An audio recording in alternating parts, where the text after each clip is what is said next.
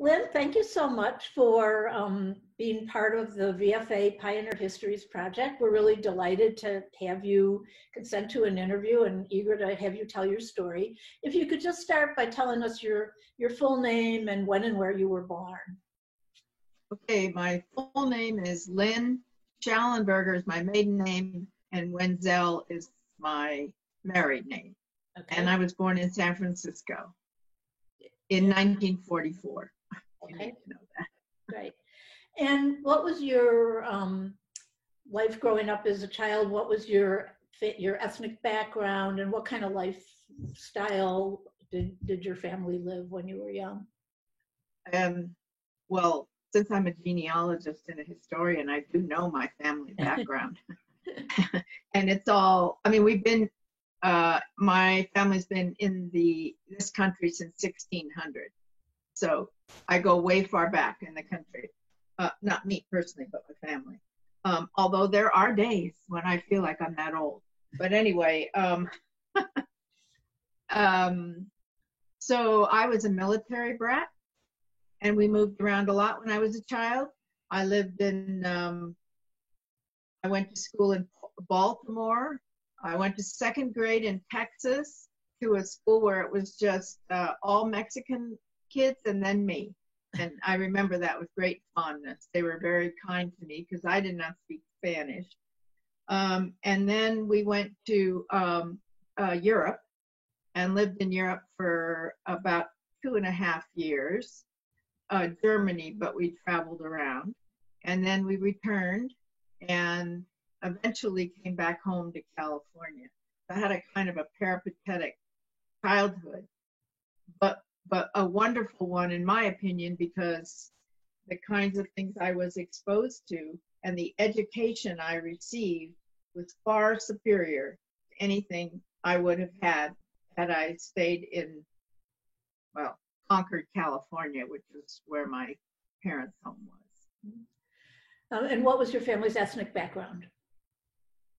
Yeah, English, Irish, Scottish, Swiss, and Danish. When it was time to go to college, where'd you end up going? What did you end up studying? I loved languages, which makes sense because when I was overseas as a young person, I was immersed in whatever school and language I was living in at the time. So I had decided I wanted to be an interpreter at the UN. That's what I thought I wanted to be. So I applied to Middlebury College in Vermont, which was at that time really well known for languages, and I did not get in. But I did get into Lewis and Clark College up in Oregon, and I was accepted with honors and all of that stuff. And so I went there, but how do I put this? It could not hold me. It was a Presbyterian, rather conservative college with strict dress rules and we had a house mother, we couldn't date. They had to meet us in the living room. It was a whole, what is this thing? To me, it was ridiculous, and I was a real rebel anyway. So I thought, I used to crawl out of the windows at night to meet my boyfriend, who by the way was Lynn Easton, who played with the oh my God, what were they called? The Kingsmen. They did Louie Louie, among other things. Yeah, so he was the guitarist, and I used to crawl out the window in the basement and meet him. And then my friend used to leave the window open, and I'd crawl back in the basement. And I only got caught once, and it wasn't for that. It was for hiding scotch in my underwear drawer. So that was not the right school for me. So I left after a semester and went back where my parents in Marin County at that time. And then, and then I went to college in Marin, and I met the man who would become my husband 56 years ago, actually almost 58 now. And he was going there, and I met him. And yeah, as soon as I was a terrific student. I was all about academics. But as soon as I met him, my grades went whoop. And so there was a lot of drama around that, and my father didn't want me to see him, and so he went into the military, and I stayed back, and I finished my education there, and then when he got out of the military, he went to Los Angeles, and I went down to Los Angeles and met him there, and eventually we married in 1964, and we were married at the chapel at the Presidio in San Francisco. How and when did you start to get involved in the women's movement? What led to that, and what was your first activity? That's the first time I think that there are two things that had a big effect on me. One was when we lived in Germany, and we lived at that time on base housing, and there was a long backyard and a gate, and at the back of the gate were garbage cans. And I noticed the little German children coming in the evening time and stealing food out of the garbage cans. And so to me, that didn't seem right. I always had plenty of food, right? So I started taking apples and bananas and oranges and things that were easy to hide. And I used to hide them. And then when nobody knew, I'd go out and put them in the garbage can. And so the kids would find fresh food. And so I think that was the first time I really thought about injustice, I guess you could call it. And then the other thing that was more personal is I noticed that both my parents worked. And I noticed that when my dad came home from work, he just went and sat in his Barco lounger or whatever that was. And he'd say to my mother, whose name was Roberta, "Roberta, get me a martini." And my mother would go get him a martini. And meanwhile, my mother was working all day. And then she would come home, and then she would put a wash in, and she would do dinner and, all of that. And I thought that was not fair. So I spoke up, and I said to my father one day, and I guess I was about 12 or something, and I said, "Dad, why don't you get up and do something once in a while?" So that did not go over well at all. I believe he sent me to my room, which was fine. I loved being there. And that's the end of that. But I noticed that, and I never forgot it. And I thought to myself, if and when I ever get married, when I grow up, I am never going to wait on my husband hand and foot the way my mother waited on my father. That was really clear to me. So those two things kind of gelled in my mind. So I know you were active in Now in New Jersey. How did that all come about?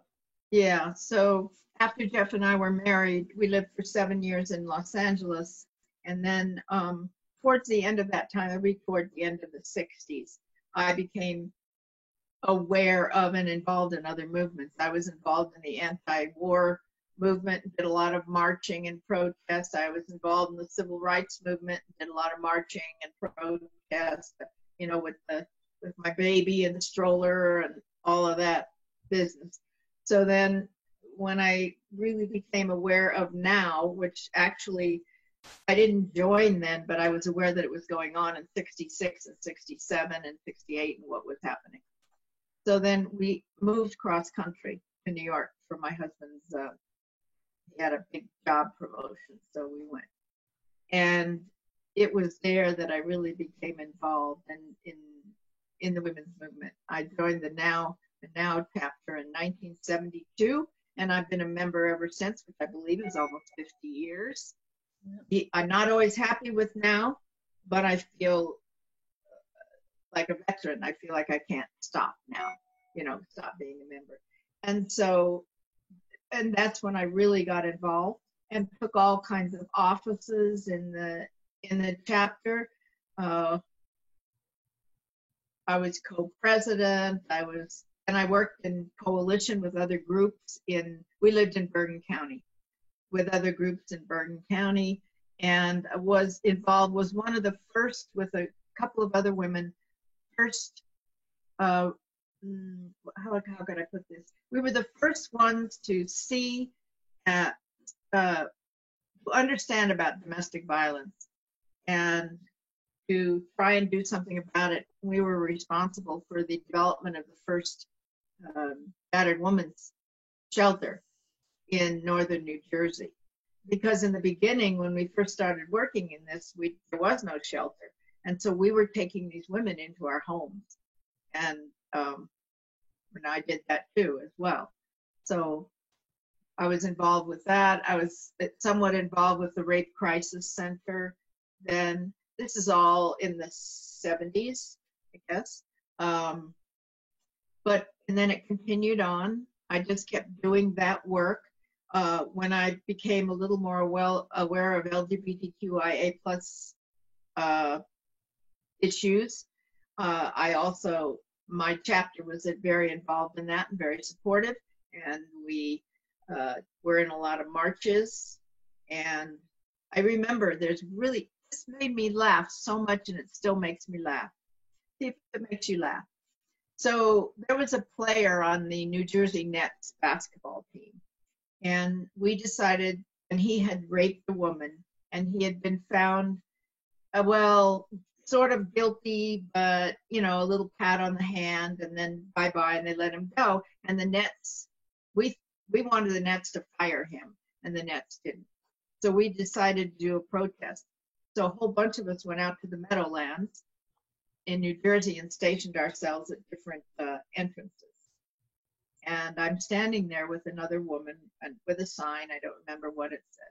And some guy came over to the fence. There was this chain link fence kind of that separated us. And he came over to the fence and he yelled at me and he said, "You effing dyke, go home to your husband." Nothing. I just quite get it. Right. I didn't get that at all. I just laughed at him, which I'm sure he didn't appreciate. We were the subjects of a lot of verbal abuse that night. But at one point, there were police there, and we had a perfect right to be there because it was our taxes that had paid for the area that we were on. And police officer came over, and I thought we were going to get busted. But instead, he said, "You know what? I'm going to stand here with you women in support just to make sure that nothing happens to you." Oh, wow. And I thought that was really great. Yeah. Talk a little more I've about lost track of where we are. I'm sorry. I'm saying how did you all go about getting this battered women's shelter to come into being? Well, a lot of meetings, a lot of planning, a lot of fundraising. And then we had to find a house, and then we had to find someone to be the executive director of it, and to be there all the time. So we looked at houses that would fit a lot of women and their children, and we eventually raised enough money. When I say we, I mean our chapter of NOW and other women's organizations raised enough money so that we could purchase this house. Wow. And then hired, I forget her name now, but a wonderful woman who ran it initially.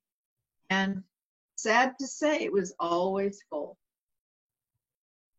And how was the funding to sustain it, or were you able to get public money to do that, or? Yeah. Now once we got it established and it was being run really well, and all that part of it was turned over to the board that had been developed that ran the shelter. So I was no longer involved in that part. They got grants, and it was just early days of applying for grants for battered women and women who'd been assaulted. It was not easy then because it wasn't understood as a real serious endemic problem. So fundraising was not easy, but grants did come, state grants and federal grants, and that's eventually how the shelter supported itself in the earlier days. Oh, that's a great accomplishment. Are there other major accomplishments that you were a part of when you were in NOW, or before or after, that you want to talk about? Because I know you've got a lot of stuff you've done personally. That's pretty amazing, and we'll get there. So, Yeah. Well, I am a writer and a historian, so much of my activism work is writing. I mean, you know, a person who wants to make changes, I think, has to work in the areas in which she's most skilled, right? So that is my area. I'm very lucky that I can do that. So I was always writing for some publication about that, but that was my subject: women, violence against women. Also, reproductive justice was my other big major area. So that's a major way that I made a difference. I feel that I made a difference. The other thing is I was in a lot of marches in the 80s. I walked for the ERA, and then I walked the two biggest, and I can't remember the exact dates, but I'm sure you know them, of the giant marches for reproductive choice in Washington, D.C. And one of them, I managed the whole thing for Bergen County. I got all the buses together and just organized that whole thing. And then I remember us leaving. It was still dark. It was 5 o'clock in the morning. And I remember getting on the bus, and these were the years when I could do absolutely everything, when I had so much energy, you know. And I got on the bus and I said, all right, everybody, you know, blah, blah, blah, and all that. And then I passed out homemade food that I had made and brought on board. And, you know, I was just very busy doing that. I also never mentioned that I have 2 children. So that I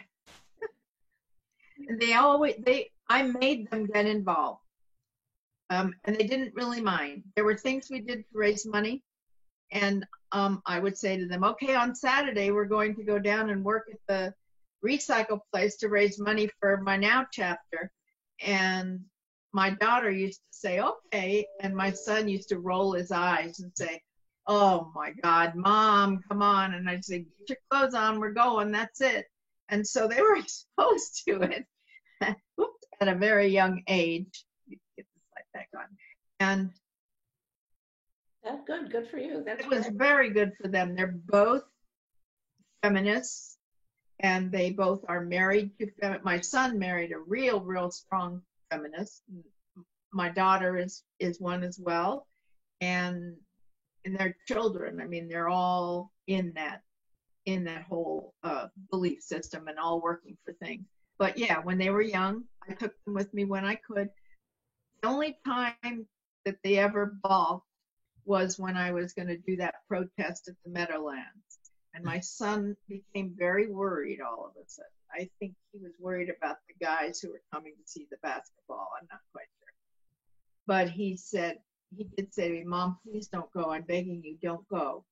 And I said, Michael, I have to go. And he said, I think something terrible is going to happen to you. I said, no, it won't. Don't worry. That was the days before cell phones or anything. I couldn't call him. I just said, don't worry. He was really upset and worried. And that's the only time I ever remember either of them saying, don't go. Also, my husband was he had to be careful what he did because he had a corporate position. And so he could never do anything where he would be filmed in those days. But he did also participate in a lot. Tell me about your books. The first book I did was I did it with co-writing with a friend of mine called I Hear America Singing, which is basically a social history of the United States told through music. And it's illustrated by sheet music covers and all that. And that was a beautiful book. And it was really the only book I did that wasn't directly connected to women, although I did the chapter on women in social movements. What a surprise. And that was fun. So that was a beautiful book. Random House did that. Then I did with the same writing partner. Her name is Carol Binkowski, and she lives in New Jersey. And she has been a wonderful writing partner all through our lives. So she and I wrote a book called More Than Petticoats, Remarkable New Jersey Women. which was published by Globe Pequot Press in 2003. And then it was, the Globe was picked up by, I can't remember. I forget. Anyway, another publisher, and they did a second edition in 2016 and asked us to write 2 more chapters. Now, this book deals with the stories of women, the biographies of women in New Jersey, all born before 1900. And it's a terrific book. And it is still it's used in schools, colleges, and it, you know, if you go to the wonderful women's history place up in Seneca Falls and Rochester, you know, up there where all that went on, you can find that book up there too. So I'm proud of that, as is Carol. And then I also was involved in a book called Past and Promise, a nostalgic tour, well, women in New Jersey history. And I participated in that, and I did the biographies of the number of women that appeared in that book. And then I was asked to be involved in women in, are you familiar with there's a website, Women in Social Movements in the United States. It's an online journal database. Okay. And it has about 2,400 suffragists profiled, which has been a major thing. It's in all colleges and universities. It's accessible online. And I was asked to do a couple of biographies on a couple of, their idea was to find unknown radical suffragists and write about them who would otherwise be lost to history. Right. And so I did. I picked 2, and I wrote about 2 that nobody had ever heard of. And so I did that. And now, so my huge project that I've been working on for the last 2 years does not have anything really to do with that. It's a history of my family in the United States since 1600. It's a massive project. I have 20 chapters. I only have 3 more to go to edit, and the designer is working on it now, and it should be out next year. So that's a massive thing that I've been working on. That's frankly been taking up most of my time, except that I am still doing activist work here in Nevada County. What are you doing activist-wise there in Nevada County? Well, I am on the board of Citizens for Choice, which is a reproductive justice organization that was founded here in 1989. And then in 2006, we opened what we call the clinic. And it's the only place in Nevada County where you can get unbiased, unjudgmental, reproductive, OB/GYN, all kinds of care, no matter what. And if you can afford to pay or have insurance or family pack or whatever, we take that at the clinic. But if you can't, we don't turn anyone away if they cannot pay. We don't do surgical abortions, but we do medical ones, and then we send people if they need a surgical abortion. But most of our work is birth control and STDs, and there are a lot of young people who can't go to their parents, but they know there's something wrong with them, and so we take care of that. We are now open. We have we just moved into a really large, nice clinic space, and there are PAs and nurses there all the time doing this work. And we're open 2 days a week, but we hope to extend that to 3 days soon. Running the clinic is a big job, so there are the women's health specialists who do all the medical part of it, and then Citizens for Choice, we pay for the clinic. We pay the rent and the utilities and all of that kind of stuff. So we support the edifice, I guess you could say. So that I'm on the board of that, and I'm the director of communications for that. Big surprise. And then I'm also on the board of Business and Professional Women of Nevada County. And Business and Professional Women was established in 1919, and it also has a national aspect to it. And we work for women in all aspects of their life. And we give scholarships to reentry women who, many of them come out of battered situations. Many of them are single moms. They want to better their lives. They want to get an education so they can make some more money and support their family. And we give scholarships to reentry women. So that's terrific. So sounds like you became an activist early and you haven't stopped. You're still doing it, which is great. I can't stop. I'm so tired, but I can't. I would like to stop, but I can't stop. I totally understand. And I know you're still writing columns and yeah. Yeah. If something really, really, really gets to me, I always say, Lynn, you got to write something about this. You can't let this go. It's an odd feeling because, you know that there's got to be other people in the world who are noticing this and writing about it, but not in my community.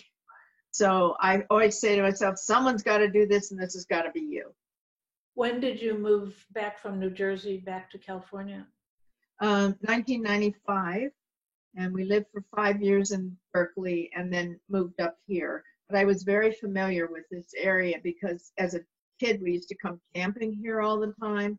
And also my ancestors settled this town in 1850. He was a gold miner.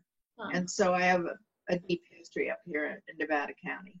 Is there anything that you feel that we haven't covered yet that you want to make sure we get on the record and part of your amazing story? I'm so excited to be able to talk to you and hear your story firsthand. It's great.